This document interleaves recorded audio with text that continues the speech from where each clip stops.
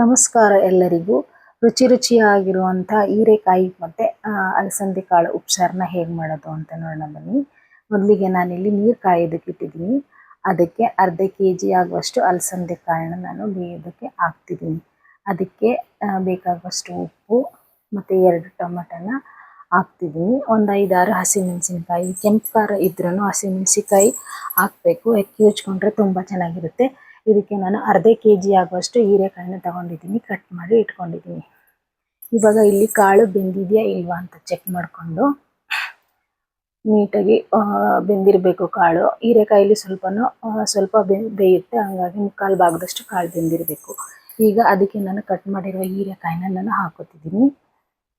ಈಗ ನೀಟಾಗಿ ಎಲ್ಲಾನು ಹೀರೆಕಾಯಿ ಕಾಳು ಮತ್ತು ಎಲ್ಲ ನೀಟಾಗಿ ಮಿಕ್ಸ್ ಮಾಡಿ ಮತ್ತೆ ಒಂದು ಪ್ಲೇಟ್ ಮುಚ್ಚಿ ಬೇಯೋದಕ್ಕೆ ಬಿಡೋಣ. ಈಗೆಲ್ಲ ಬೆಂದಿದೆ, ಹೀರೆಕಾಯಿ ಕಾಳು ಎಲ್ಲ ಬೆಂದಿದೆ. ಈಗ ಇದನ್ನು ನಾವು ನೀರು ಮತ್ತು ಕಾಳನ್ನು ಸಪ್ರೇಟ್ ಮಾಡ್ಕೊಳ್ಳೋಣ. ಈಗ ನಾನು ಮೆಣಸಿನ್ಕಾಯಿ ಮತ್ತು ಟೊಮೊಟೊ ಹಾಕೊಂಡಿದ್ನಲ್ಲ, ಅದನ್ನು ಸಪ್ರೇಟ್ ಮಾಡ್ಕೊಂಡಿದ್ದೀನಿ. ಈಗ ಒಂದು ಜಾರಿಗೆ ಉಪ್ಸಾರು ಮತ್ತು ಕಾಳನ್ನು ಸಪ್ರೇಟ್ ಮಾಡ್ಕೊಳ್ಳೋಣ. ಈಗ ನೋಡಿ, ಇಷ್ಟು ನೀರು ಬಂದಿದೆ, ಇಷ್ಟು ಕಾಳು ಬಂದಿದೆ. ಈಗ ನಾನು ಬೇಯಿಕಿಟ್ಟಿದ್ನಲ್ಲ ಟೊಮೊಟೊ ಮತ್ತು ಹಸಿಮೆಣಸಿನ್ಕಾಯಿ ಅದೆಲ್ಲ ನಾನು ಸಪ್ರೇಟ್ ಇಟ್ಕೊಂಡಿದ್ದೀನಿ. ಅದಕ್ಕೆ ಒಂದು ಸ್ವಲ್ಪ ಬೆಳ್ಳುಳ್ಳಿ ಮತ್ತು ಕೊತ್ತಂಬರಿ ಸೊಪ್ಪು ಹಾಕಿ ಚೆನ್ನಾಗಿ ಕಿವುಚ್ಕೊಳ್ಳೋಣ.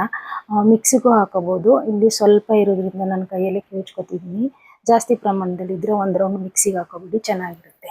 ಇದನ್ನು ನಾವು ಉಪ್ಸಾರು ಒಳಗಡೆ ಹಾಕಿ ಒಂದು ಕುದಿಸ್ಕೊಂಡ್ರೆ ನಮ್ಮ ಉಪ್ಸಾರು ರೆಡಿ ಆಗುತ್ತೆ.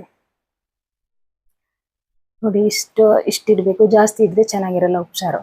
ಈಗ ಮತ್ತೊಂದು ಬಾಣಲಿಗೆ ನಾನು ಸಾಸಿವೆ, ಈರುಳ್ಳಿ, ಮೆಣಸಿನ್ಕಾಯಿ ಹಾಕಿ ಚೆನ್ನಾಗಿ ಫ್ರೈ ಮಾಡ್ಕೊತಾ ಇದ್ದೀನಿ. ಚೆನ್ನಾಗಿ ಫ್ರೈ ಮಾಡ್ಕೊಂಡ ನಂತರ ಇದಕ್ಕೆ ಸ್ವಲ್ಪ ಉಪ್ಪು, ತೆಂಗಿನಕಾಯಿ ತುರಿ ಎಲ್ಲನೂ ಹಾಕಿ ಪಲ್ಯ ಮಾಡೋದಕ್ಕೋಸ್ಕರ ನೀಟಾಗಿ ಚೆನ್ನಾಗಿ ಗಮ್ ಅನ್ನೋ ಥರ ಫ್ರೈ ಮಾಡ್ಕೋಬೇಕು. ನೀಟಾಗಿ ಫ್ರೈ ಆದಮೇಲೆ ನಾವು ಶೋಧಿಸಿ ಇಟ್ಕೊಂಡಿದ್ವಲ್ಲ, ನೋಡಿ ನಮ್ಮ ಉಪ್ಸಾರು ಕೂಡ ಕುದೀತಾ ಇದೆ. ಶೋಧಿಸಿ ಇಟ್ಕೊಂಡಿರುವಂಥ ಕಾಳು, ಕೊತ್ತಂಬರಿ ಸೊಪ್ಪು ಎಲ್ಲನೂ ಹಾಕಿದ್ರೆ ಪಲ್ಯ ಕೂಡ ರೆಡಿ ಆಗುತ್ತೆ.